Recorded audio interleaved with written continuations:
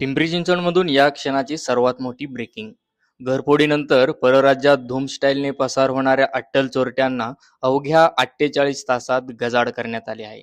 Pimpri Chinchwad police आयुक्त विनयकुमार चौबे यांच्या मार्गदर्शनाखाली गुन्हे शाखा युनिट 3 ने ही उल्लेखनीय आणि धडाकेबाज कामगिरी केली आहे. विशेष म्हणजे आरोपीकडून तब्बल 25,13,500 रुपये किमतीचे सोने चांदीचे दागिने हस्तगत देखील करण्यात आले आहेत.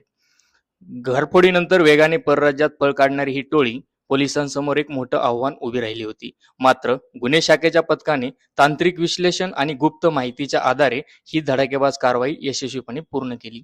या कामगिरीबद्दल पिंपरी चिंचवड शहरातील नागरिकांकडून पोलिसांचे विशेष कौतुक होत आहे.